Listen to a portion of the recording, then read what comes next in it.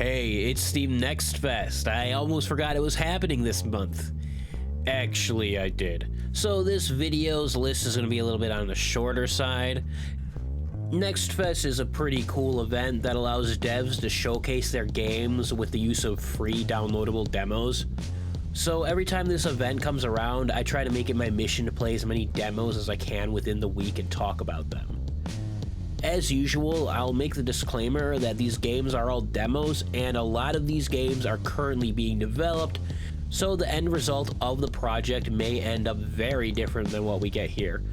Also, my voice sounds funny because I've had a cold for a week and I'm just barely starting to get over it, so you can make fun of my voice in the comments if you want. I know I would. Let's start off with another game about cops, everybody's favorite type of person, except in this game, that might actually be the case. You see, Maiden Cops is like if that one cop who got that train ridden on her was personified into a side-scrolling beat-em-up starring almost anime furries. Does that make any sense? No, but I just wanted to remind you that that really happened. Maiden Cops is like a slower Streets of Rage. Players have access to 3 playable characters. Bunny Bitch, who is a fast, squishy character, Lizard Lady, who is a boring, balanced character, and the Cow Woman. And when I call her a cow, I'm not calling her fat, she's more fit than I am. She's the slow, strong type of character. Each character has a special bar that fills up over time with 3 moves available. It is a bit on the clunkier side as compared to something like the new Streets of Rage 4 or even River City Ransom Underground, but I did enjoy it either way, although it did crash on me several times whilst recording. So I heard you like roguelikes. Gunhead is a roguelike where players are tasked with looting procedurally generated derelict ships. Each ship has various rooms, some of which will determine how the player will have to tackle it. Players can enter these massive ships from multiple entrances, further widening the approaches that can be taken. This is actually pretty unique because you don't see this too often in games like this.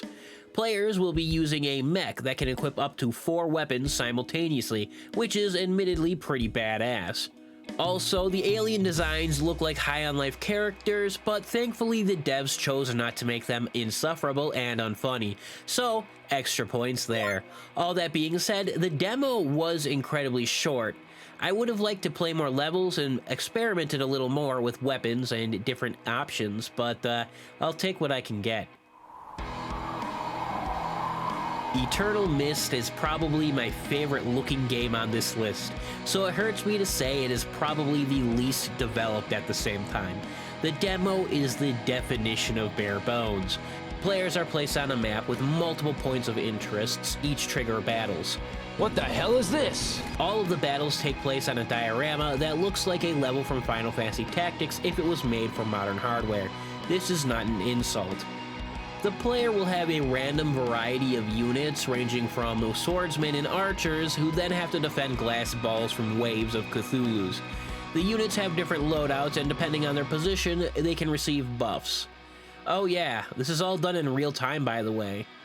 This one, I feel like it has a lot of potential, but the demo didn't really show off much. I did reach out to the devs and they did kind of explain how the meta progression for the game would work, so I'll be keeping an eye on this one. Moving on from the most aesthetically pleasing to the least aesthetically pleasing, Warbits Plus is probably the most fleshed out game on this video today. But it's also a port of a mobile title, and the gameplay itself is essentially just Advanced Wars with a few small differences. Unfortunately, the graphics look like they were made on Flash, which isn't a great look in my opinion, but if people can look past that, the gameplay is actually pretty solid. The demo included online play, which I honestly didn't bother trying, as well as a map editor. Overall, it's a fun, if ugly game, and that ugliness is completely subjective on my part. It might be worth trying out if you don't want to blow 60 USD on Nintendo's half-assed remake of Advance Wars.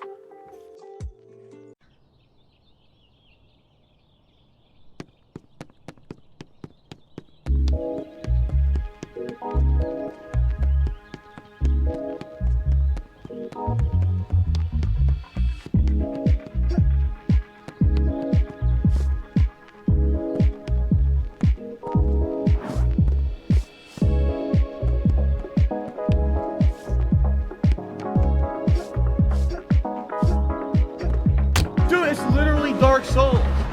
Parkour Legends is a platformer that makes platforming insanely difficult. There are only 4 levels in this game, but I can't say I've mastered any of them. Don't let the simple 2D pixel art graphics deceive you. Parkour Legends takes technical platforming to the next level. Precision and muscle memory is the name of the game. I enjoyed playing the game, though it is a little buggy in its current state. However, they did state that this is an early alpha, so I will let this slide. In this arena fighter, players take the role of some lame anime protag who pilots giant neon robots for tournaments. These robots can be equipped with various weapons and other things, which are earned by completing achievements during fights.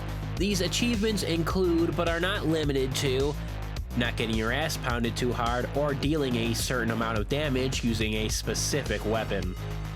In concept, the game sounds fun. However, in its current state, fighting actually feels pretty clunky.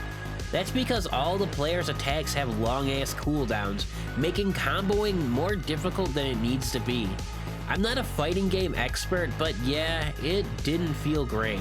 That being said, this one just might be for a different demographic than myself. Endless Alice is just Risk of Rain for weebs. I mean some serious hunkers. A real set of badonkers. I'm not even being sarcastic. And while that is definitely the case, I still enjoyed the 2 hours I played of it. I tried both characters. They're unique enough. I definitely preferred the sword waifu. The location in the demo was also really cool. It was this like weird ethereal cyberpunk mixed with traditional Japanese architecture aesthetic. Unfortunately, I only found this one location throughout my playtime. However, when I was watching the dev stream, it showcased another different level that was closer to a retro wave aesthetic. I just wound up looping Ghost Tokyo over and over again. I think the hurdle this game absolutely needs to overcome is to somehow differentiate itself from Risk of Rain 2. Don't get me wrong, the game is fun, but why would I play this when I could play Risk of Rain 2 instead?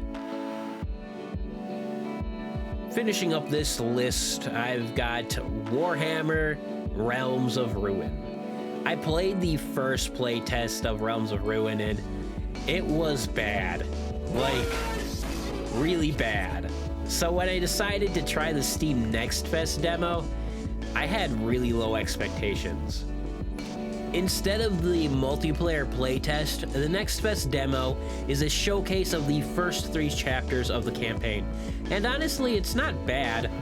It played a lot smoother than the multiplayer playtest, and some of the UI issues were kind of fixed. For some reason, the devs are also making this game for consoles with crossplay in mind, because, you know, console users will play an RTS game. I believe this is the reason why the devs made the controls overly simplified to a fault. It honestly can become more annoying to accomplish simple tasks with the way it plays. Think of this as a worse Warhammer 40k Dawn of War 2, capturing resources with little to no base building, emphasis on micromanagement. This demo was significantly better than the multiplayer playtest, but I can't say if the multiplayer has improved because I didn't get a chance to test it. Also, this really just makes me want a remake of the first Dawn of War game and all its DLCs. And that's a wrap on this video, except it's not, because I have one more game I want to go over. Octopus City Blues was suggested to me by my good friend Garvacarius. They said it was a game they think I'd be interested in, so I decided to check it out, and it is something else. If you're a 90s kid like me, you'll remember when every corporation was trying to sell young boys gross out comedy or whatever you want to call it. You know, you got the Queasy Bake Oven or Booger Man on the Sega Genesis. That aesthetic returns in Octopus City Blues. It just reminds me of a time from yesteryear where that just nasty grody-ness is just kind of put on a pedestal. The game is closer to a, I guess, Monkey Island kind of game, an adventure game. You point and click and you use items and talking points on people to solve problems. I didn't do good at it. I think I got the bad end for the demo. If there is a bad end, I can't really afford to play it multiple times at this point anymore because I got to get the video out. But honestly, Octopus City Blues is pretty interesting. It's definitely not generally the kind of game you'd catch me playing, but it does have some really good pixel art. And when I say good, I don't mean it's pretty. It's fucking horrendous and gross looking, but it just works so perfectly. It kind of brings me back to the days of the 90s when everything wasn't terrible like it is now.